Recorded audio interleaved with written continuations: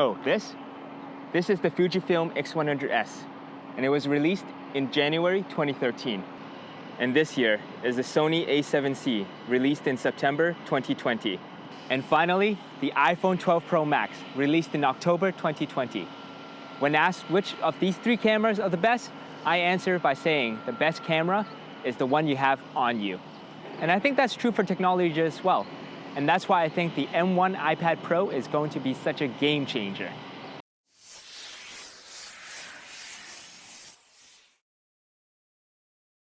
Hi, Brian here, and welcome to Treatbud Academy.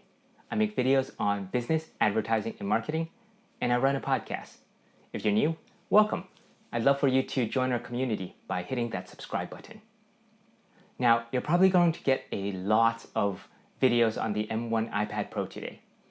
Look, I'm no tech YouTuber, but I want to give you an idea of why I think the iPad is such a huge innovation, and at the end of the video, make a recommendation on whether you should purchase it or not. The best camera is the one that's with you. This was the title of Chase Jarvis' book on iPhone photography.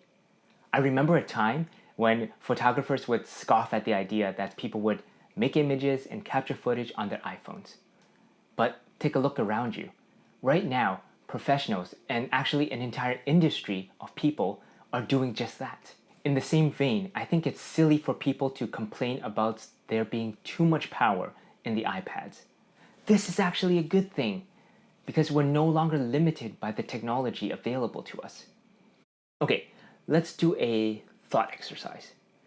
Think back to a time before the smartphones, before the internet, before wireless telecommunication. Heck, let's think about a time before the printing press. What all these things had in common was that they were able to unlock new possibilities for the people because the technology made such a huge step forward. I'm so excited to see what the next generation of entrepreneurs and creators are able to do with having so much compute power and bandwidth available to them on the go.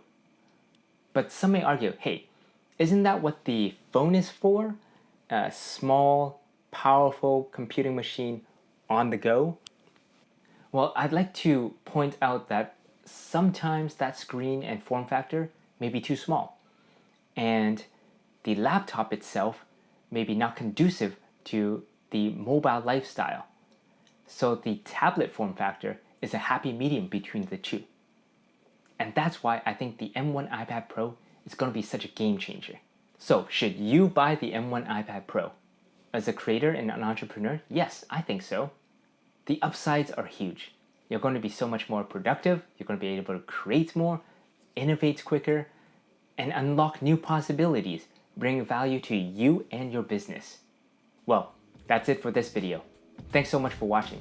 I really appreciate it. Be sure to subscribe, like this video if you did, and hit the notification bell and stay tuned for my next videos.